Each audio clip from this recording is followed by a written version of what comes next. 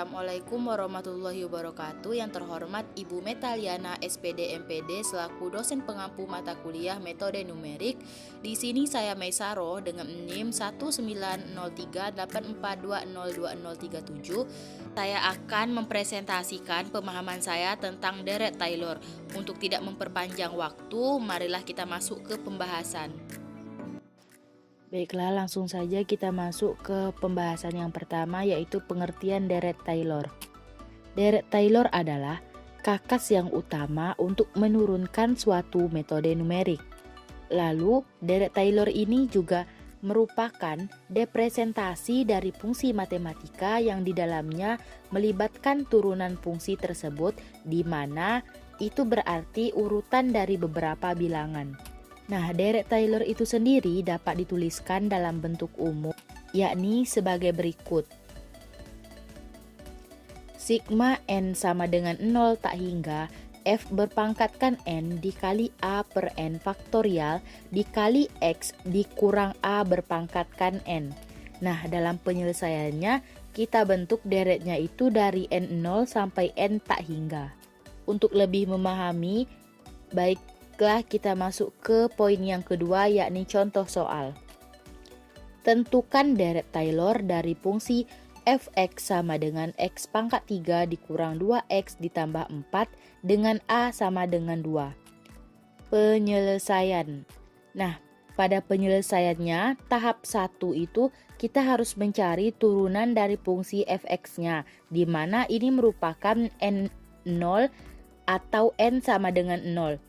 Berarti fx sama dengan x pangkat 3 dikurang 2x ditambah 4. Nah, kita ubah dulu x-nya itu dengan a sama dengan 2.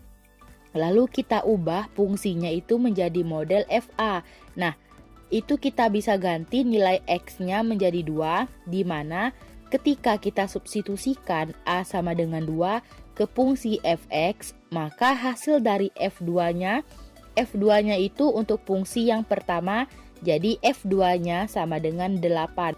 Selanjutnya, kita turunkan fungsi pertama menjadi turunan yang pertama, yaitu diperoleh 3x kuadrat dikurang 2. Dengan cara yang sama pula, kita tentukan f2 dari turunan pertamanya, yaitu sama dengan 10.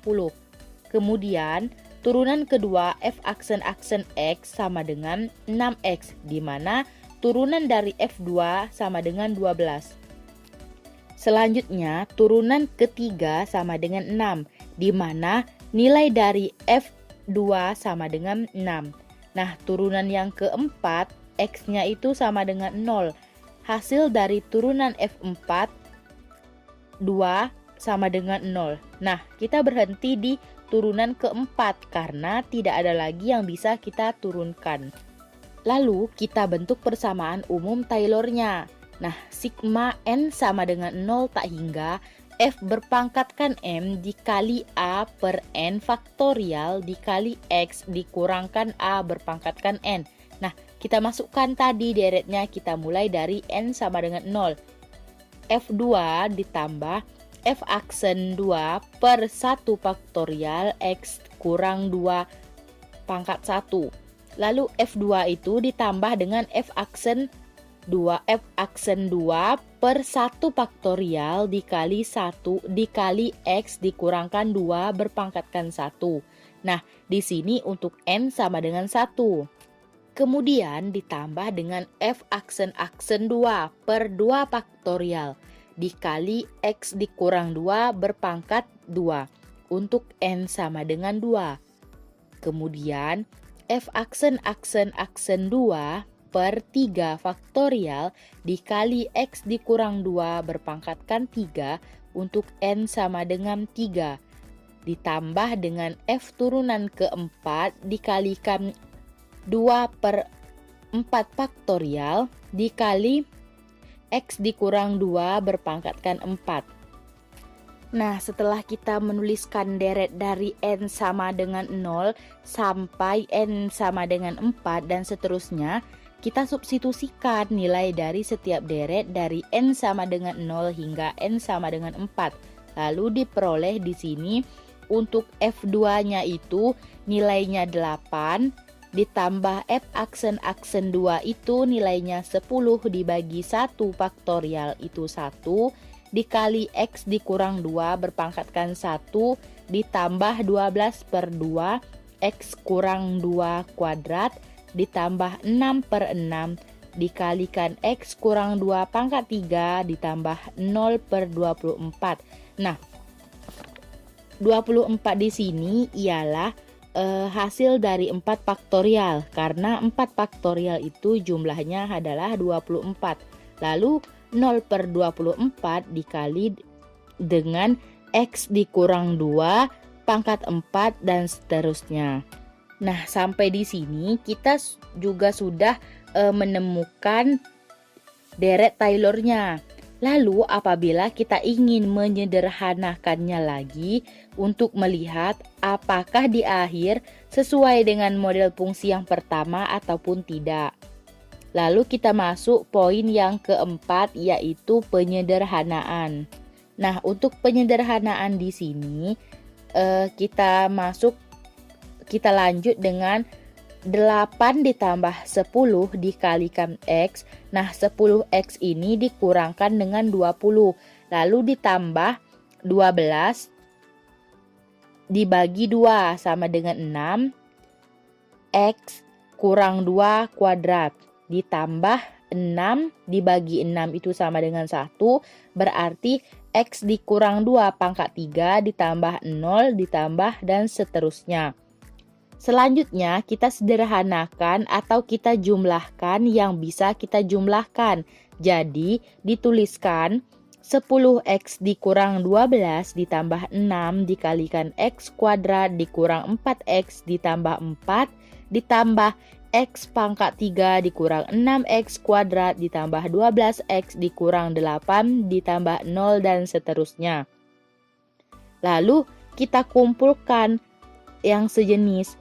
Nah, menghasilkan 10X dikurang 12 ditambah 6X kuadrat dikurang 24X ditambah 24X pangkat 3 dikurang 6X kuadrat ditambah 12X dikurang 8.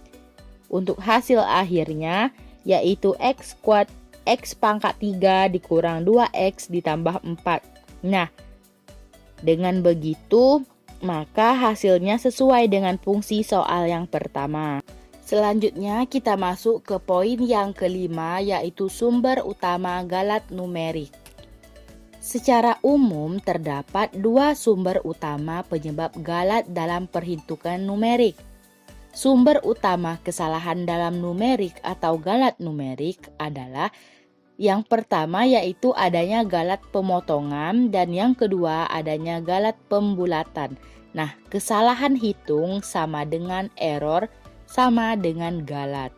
Lalu kita masuk ke poin yang keenam, yakni analisis galat. Ada beberapa istilah dalam menganalisis galat. Yang pertama, galat atau error dilambangkan dengan E.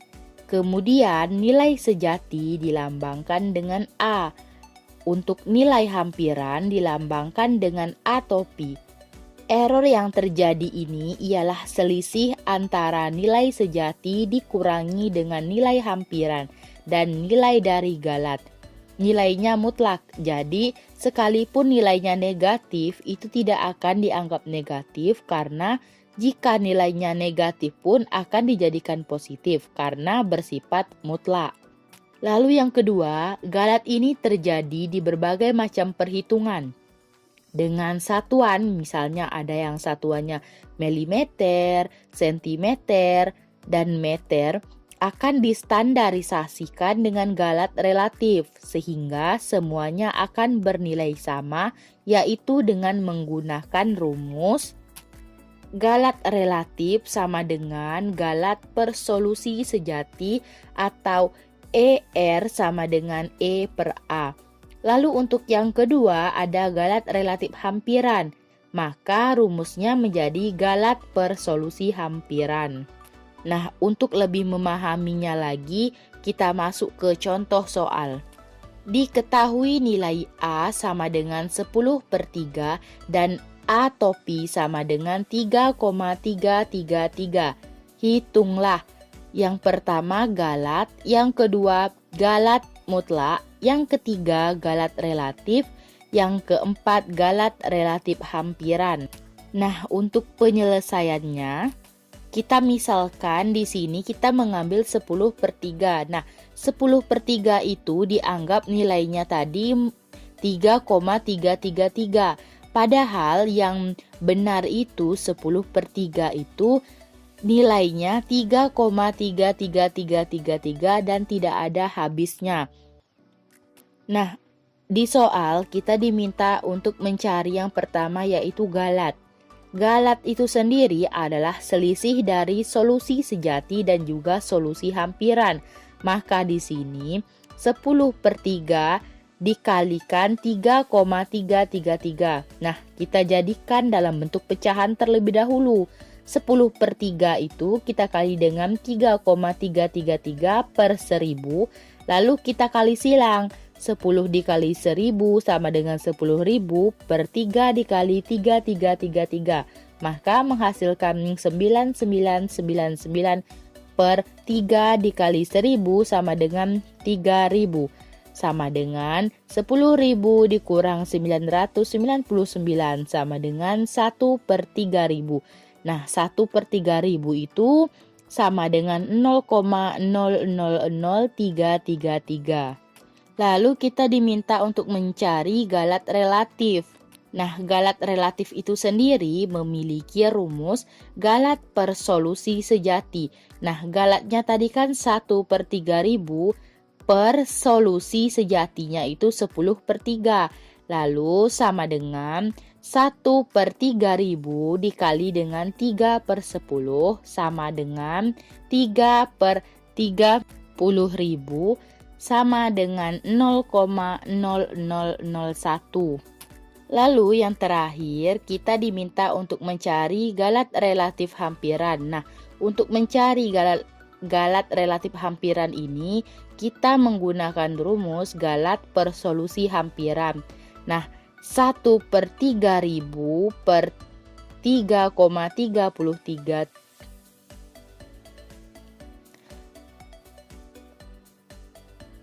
Nah, yang terakhir kita diminta untuk mencari galat relatif hampiran dengan menggunakan rumus galat per solusi hampiran. Nah, di sini galat per solusi hampirannya sudah diketahui, yakni 1/3000 per 3,333 sama dengan 1/3000 dikali 1/3,333. Nah, menghasilkan 1/9999. Mungkin hanya itu yang dapat saya sampaikan mengenai deret Taylor. Apabila terdapat kesalahan, saya mohon maaf. Saya akhiri. Wassalamualaikum warahmatullahi wabarakatuh. Terima kasih.